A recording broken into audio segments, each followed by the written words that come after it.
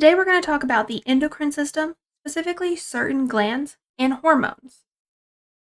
Here is an overview of what the endocrine system looks like. It's a diffuse system, and the organs and glands are not connected. You have the hypothalamus in the brain, below that, the pituitary gland, and there is both an anterior and posterior pituitary. There's also the pineal gland, part of the epithalamus.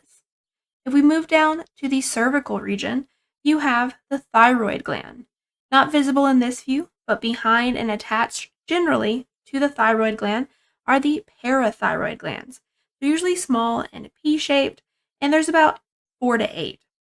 The thymus is a little bit further down inside that thoracic cavity, and it overlays or sits above the heart. Moving down below the thoracic cavity into the abdominal cavity, we can see the liver, and that helps kind of situate ourselves to what we're looking at. Behind the liver would sit the kidneys, and on top of the kidneys would be another endocrine gland, specifically the adrenal glands, that are actually 2 glands in one, the adrenal cortex on the outside and the adrenal medulla on the inside.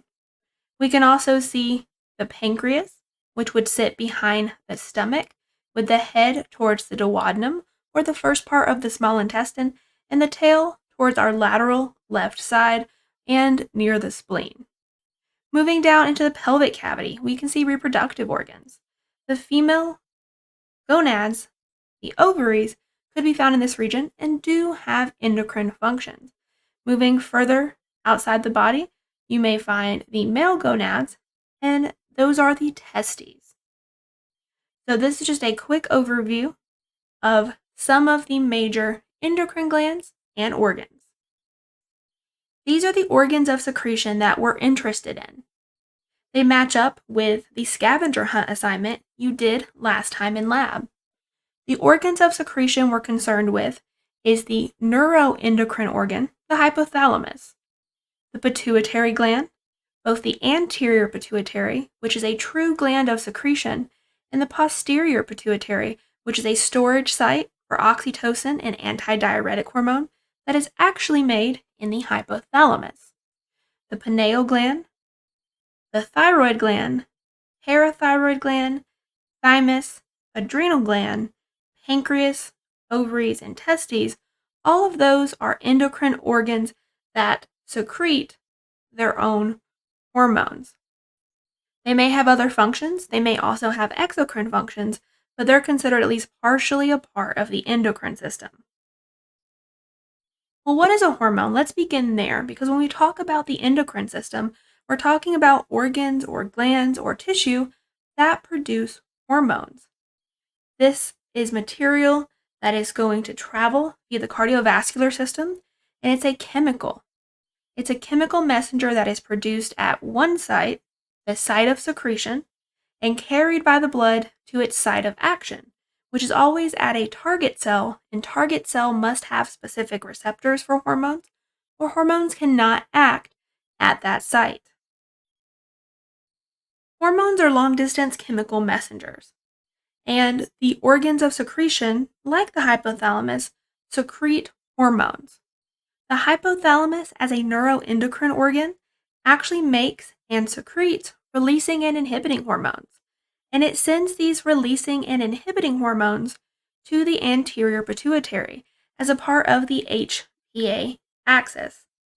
A lot of the HPA axis is going to coordinate itself with things like the adrenal gland, and occasionally other target endocrine organs are going to be used, and that would be something we call the HPT axis, just to be a little bit more general. But the P in the HPA and the HPT axis stands for the anterior pituitary, affected by those releasing and inhibiting hormones. And it is that influence by that releasing and inhibiting hormone coming from the hypothalamus that can make the anterior pituitary release its own hormones. Other hormones that the hypothalamus makes but sends somewhere else for secretion include oxytocin and antidiuretic hormone, which is abbreviated ADH. These hormones are sent to axon terminals in the posterior pituitary for storage. So even though the posterior pituitary doesn't make these hormones, it does store them, and the posterior pituitary will be the site of secretion for these two hormones, oxytocin and antidiuretic hormone. And so you can see already we have this dichotomy or this duality to the pituitary gland. We have the true glandular tissue of the anterior pituitary, an endocrine gland that secretes its very own hormones, like follicle stimulating hormone, luteinizing hormone, adrenocorticotropic hormone, thyroid stimulating hormone, prolactin, and growth hormone. Another name for this anterior pituitary is adenohypophysis. The posterior pituitary, on the other hand, does not make its own hormones. It accepts hormones made in the hypothalamus, including oxytocin and ADH, and stores them there for secretion. Its name is the neurohypophysis, and that name includes the infundibulum, or piece of stalk tissue connecting the posterior pituitary to the hypothalamus. We are acknowledging that connection via the name because of the neural connection as opposed to the vascular connection we see in the anterior pituitary. That acknowledgement lets us know the posterior pituitary is not true glandular tissue and does not create its own hormones. Next, we're going to talk about the pineal gland. And so far, what we've been talking about has a little bit of a theme. It's all associated or could be found not only in the head region, but specifically in the brain. The pineal gland is part of the epithalamus. It is a part of the epithalamus that secretes melatonin, and that's in response to any decrease in light levels. It acts on the reticular activating system and triggers sleep. Next, we can talk about the thyroid gland, but to do so, we have to move back down to the neck. In front of the trachea, or your windpipe, below your voice box, or your larynx, we have a lateral lobed gland that has its two lobes connected by a thin piece of tissue called the isthmus. The thyroid gland produces thyroid hormone plus calcitonin. Now, the thyroid hormones are really twofold. There's both T4 and T3. T4 is thyroxine, whereas T3 is triiodothyronine. And T4 is produced a lot more than T3, but T3 is the most reactive. And so a lot of receptors work with enzymes to convert T4 to T3 at the tissue level or at target cells. The thyroid gland doesn't just produce thyroid hormone. I mentioned calcitonin. Calcitonin can decrease blood calcium levels. It triggers osteoblast activity, leading to bone deposition. And it's generally secreted when calcium ion levels in the blood rise or increase. That brings us to the parathyroid glands, which we can connect to the idea of calcitonin because parathyroid hormone and calcitonin have opposite functions. Whereas calcitonin decreases blood calcium levels, parathyroid hormone increases blood calcium levels. Actually, parathyroid hormone is much more important to maintaining calcium homeostasis than calcitonin. Humans could get by just fine with no calcitonin. Parathyroid hormone is generally secreted when blood calcium ion levels drop. And it triggers osteoclast activity, which leads to resorption of bone tissue or breakdown of bone matrix, releasing calcium but also phosphate into the blood. We also see some indirect triggers, such as increased absorption of vitamin D caused by parathyroid hormone released, which allows the gut or the intestines to absorb calcium better. We also see increased reabsorption of calcium from the kidneys, thanks to the release of parathyroid hormone. The thymus is located below the parathyroid glands, which are behind the thyroid, and the thyroid gland.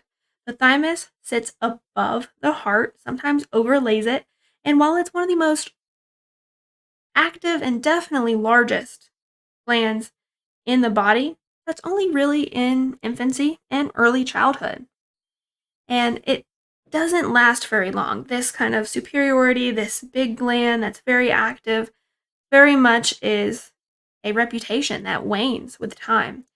As we become adults, this particular gland will atrophy. It'll kind of break down, it'll shrink, almost shrivel. But during the time that it's most active, it can actually stimulate the development of T lymphocytes.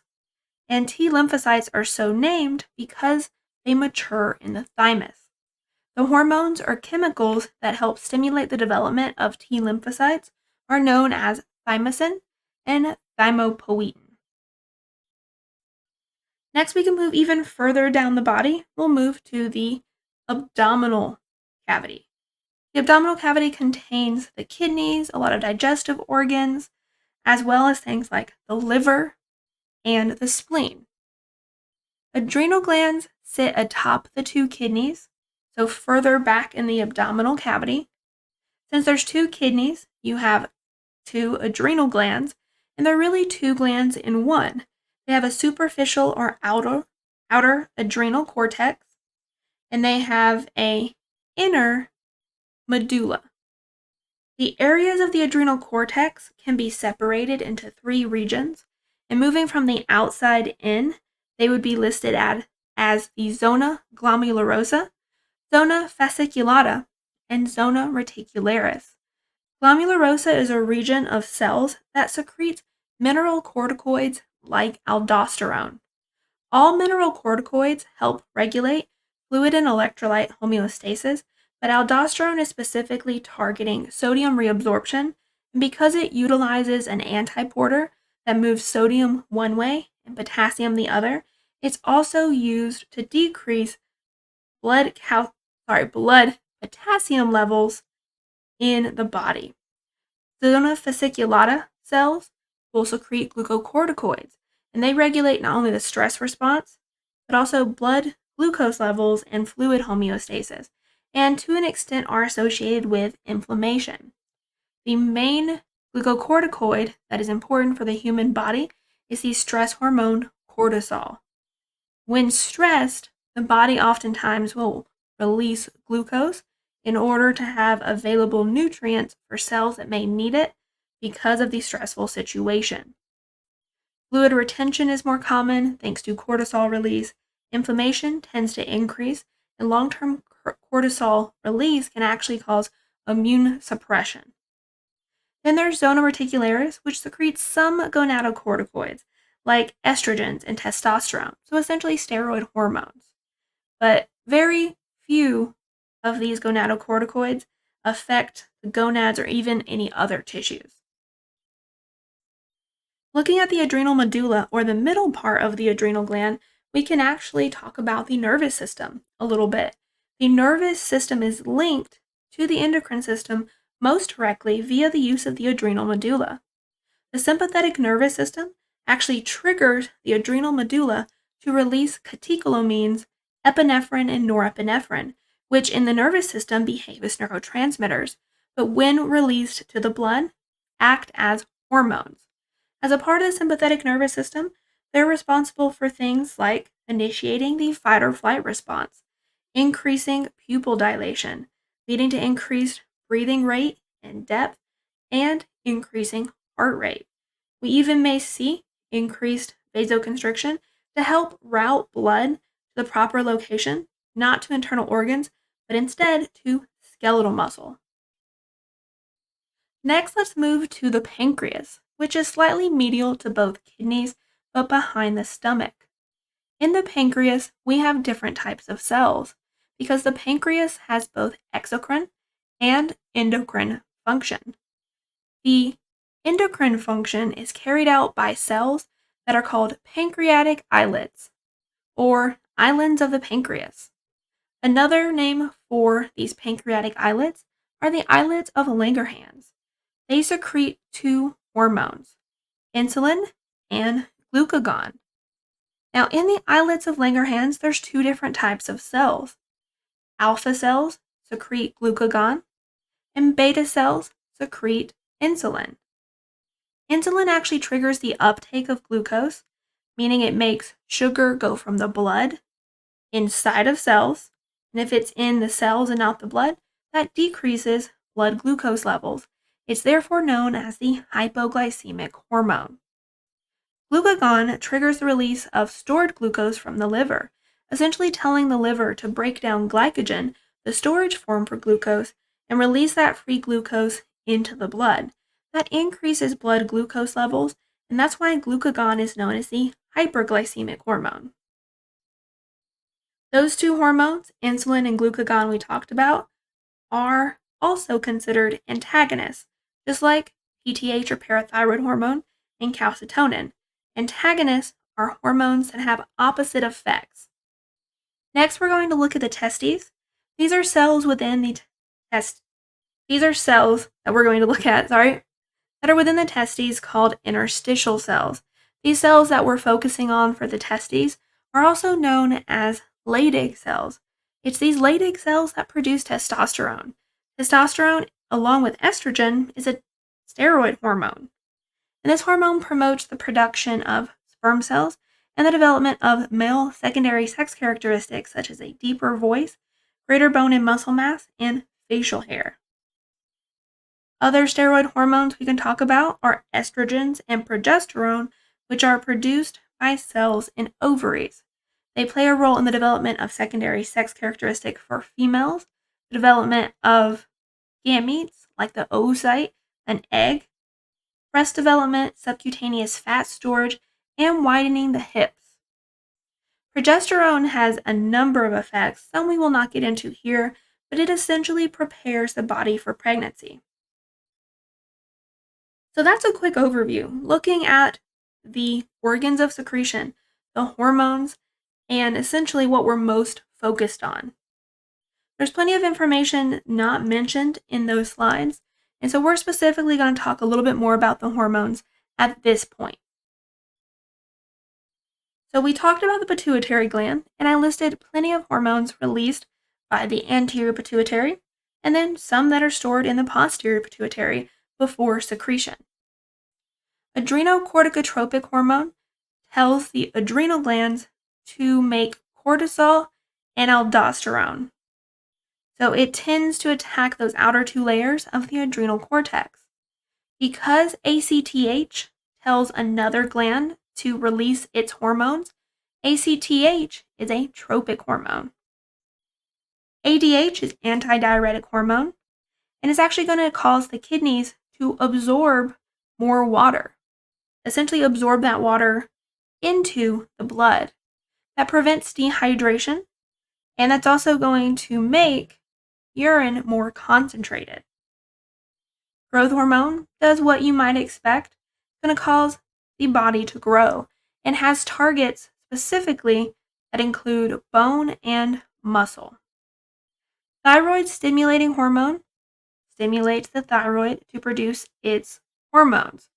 So thyroid stimulating hormone is released from the anterior pituitary, goes to the thyroid gland, and leads to the release of T3 and T4, again, the thyroid hormones.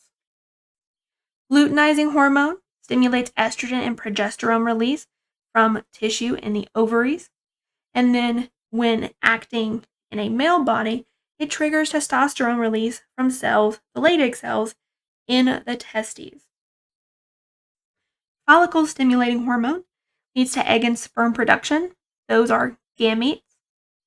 Oxytocin causes uterine contraction and milk ejection. Don't confuse the function of oxytocin, that's milk ejection, with the function of prolactin, which is milk production. Of the hormones we've been looking at, oxytocin and antidiuretic hormone are not made in the pituitary gland, but instead stored in the posterior pituitary.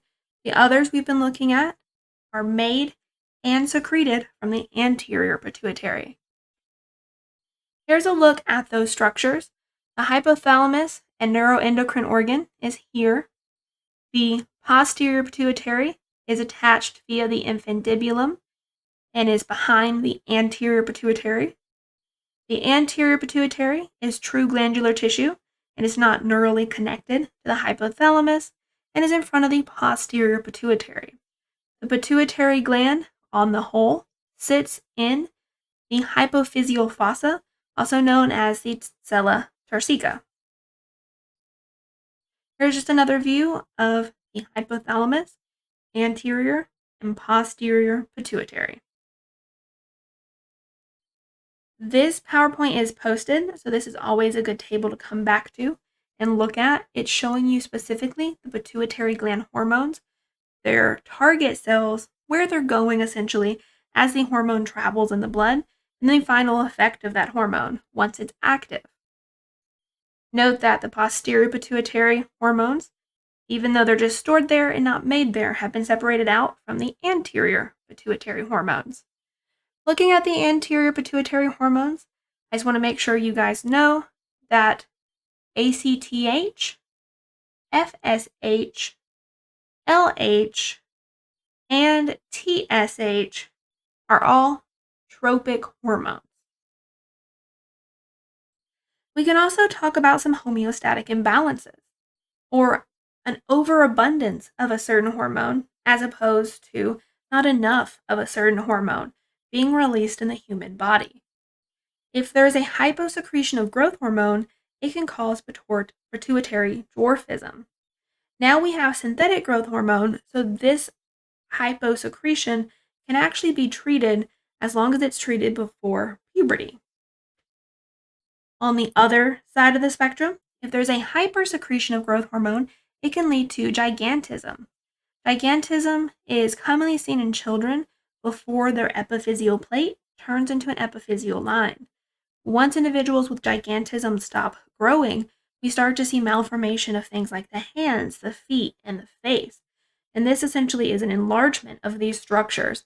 That is called acromegaly and affects adults with hypersecretion of growth hormone. So here is a better view of what acromegaly can do. And acromegaly is that abnormal growth of the hands, feet, and face after an individual with gigantism has stopped growing. You can see here just kind of the malformation because of the muscle and bone deposition that continue in someone that has increased amounts of growth hormone in their system. Next, we can talk a little bit more about melatonin. There's really not a whole lot to mention that we haven't already covered. Melatonin is the hormone produced by the pineal gland. The pineal gland and the epithalamus are terms usually interchanged, but technically the epithalamus has more tissue and concerns more of the brain than just the pineal gland itself. The melatonin as a hormone initiates sleep. Again, let's remember that the thyroid gland releases T3 and T4 and calcitonin. We've already looked at their function, but you can see that some of the functions of metabolism, because thyroid hormones are the major metabolic hormones, include things like glucose oxidation, which leads to the creation of ATP, increasing metabolic rate, which sometimes uses heat production, maintaining blood pressure, regulating tissue growth. Growth hormone and thyroid hormone work really well together. Thyroid hormone also works well with reproductive hormones, and that means that it's able to make sure that certain tissues mature and that we can get and have reproductive capabilities in a timely manner, or at least by puberty. It can also affect the skeletal and nervous systems. Here we have a closer look at the thyroid gland, and we can see it has two lateral lobes with a connecting piece of tissue called the isthmus. Above it is your voice box or larynx, and then we can see it sits in front of the trachea, or what you might call your windpipe. Now, goiters can occur if someone is iodine deficient. This is a subset of myxedema due to a hyposecretion of thyroid hormone. Thyroid hormone is one of the only hormones the human body stores in any aspect. And if thyroid hormone cannot be produced because of an iodine deficiency, part of thyroid hormone still builds up in these colloid spaces between the follicular cells of the thyroid, and that can produce a goiter. Graves' disease is actually a hyperthyroidism. Puffy eyes and eyes that bulge is one of the major symptoms that individuals know about if they've heard of Graves' disease. This is an autoimmune disorder that has common symptoms that also include anxiety and tremors, and also essentially increase metabolism to the point of detriment to tissues in the body, including fibrous tissue and muscle tissue around the eyes, which leads to inflammation and produces this exophthalmos or bulging eye appearance. Next, we can look at the parathyroid glands. They are small pea-shaped glands that are on the back of the thyroid. Some of them could be in the throat or up kind of in the pharynx or upper pharynx area like the nasopharynx, but many are just located on the back part of the thyroid. 4 is very common, but 4 to 8 generally exist. Parathyroid hormone is the opposite of calcitonin, so it's going to increase blood calcium levels when it's produced, and it tends to be produced when blood calcium levels decrease. Thymosin controls the immune system. Here's a good look at the thymus. We can actually see the heart here. You can see how it slightly overlays the heart and is near the major arteries like the aorta above the heart. The pancreas has 2 hormones that it produces that have opposite effects. And producing the hormones insulin and glucagon is a part of the endocrine function for the pancreas. But other than these islets of Langerhans with the alpha and beta cells, there is another function to the pancreas. The pancreas also has an exocrine function. In order to carry out its exocrine function, it uses cells called acinar cells. So acinar cells in the pancreas carry out its exocrine function, like secreting digestive juices, whereas the islets of Langerhans or pancreatic islets, they carry out the endocrine function for the pancreas. Here's a better view of the pancreas and how it sits among other structures. So the tail is near the spleen, and the head is near the first part of the small intestine called the duodenum.